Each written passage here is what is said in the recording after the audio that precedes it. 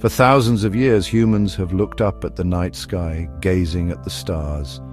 But what if, in their infinite beauty, the stars were trying to speak to us? What if ancient civilizations weren't just stargazing for fun? What if they were mapping the heavens, leaving a message for future generations? What if the stars were not only a guide to the unknown, but a warning of something we've forgotten? Everywhere we look, from the Great Pyramids of Egypt to the mysterious stone circles of Britain, we find evidence of one thing: a profound obsession with the stars. But why? What drove ancient civilizations to align their sacred temples, cities, and even entire pyramids with the cosmos? Was it about worship, timekeeping, or was it something more? The Dogon people's ancient knowledge goes even deeper. They speak of beings known as the Nommo, amphibious deities who descended from the heavens. These beings, they say, came from the star system Sirius. But this isn't a myth. The Dogon didn't just believe in Sirius, they knew about its hidden companion, Sirius B, a star so dense and invisible that it couldn't have been seen without modern telescopes. Sagan, in the demon-haunted world, is stunned by the Dogon's knowledge that even our most advanced technology only confirmed centuries later. How could they have known this? Could they have been in contact with extraterrestrials? Some speculate that the Nommo might not have been gods at all, but visitors from another world. The idea of ancient contact with extraterrestrials is a tantalizing one, and it's not confined to just the Dogon. Now let's zoom out and take a look at some of the world's greatest monuments.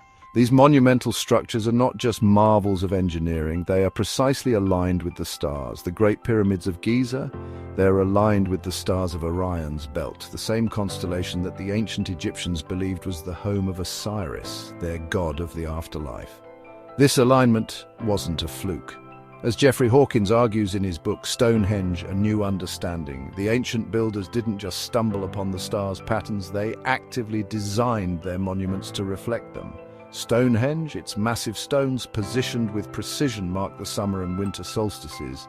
But there's more. Each stone seems to act as a celestial clock, tracking not just the seasons but the cycles of life and death.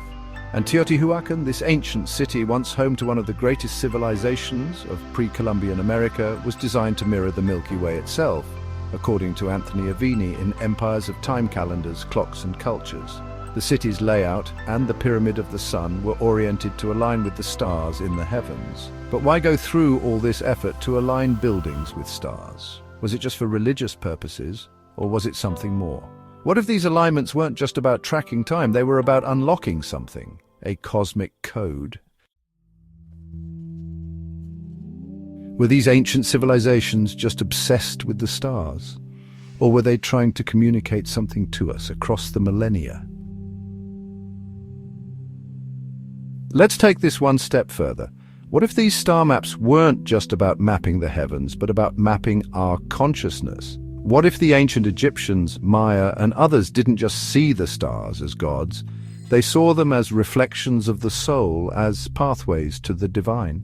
The Egyptians believed that the pharaoh's soul ascended to the stars, particularly Orion, which was seen as the gateway to the afterlife.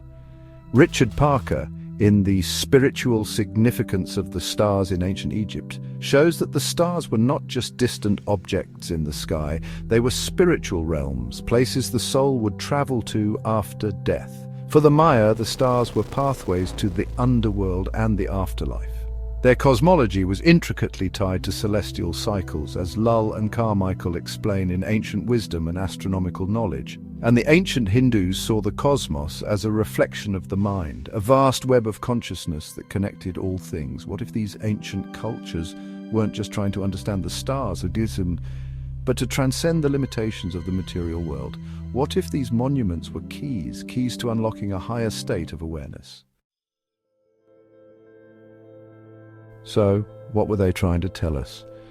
Maybe the stars were never meant to be a map to distant lands or a way to mark time. Maybe they were pointing us inward, to something hidden deep within us all.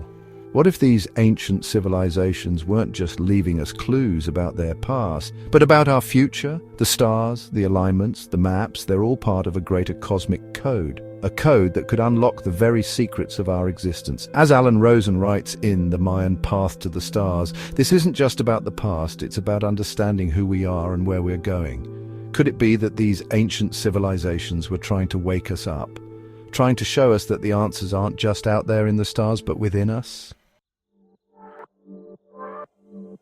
So, what do you think? Were these ancient monuments just relics of the past, or were they messages waiting for us to unlock?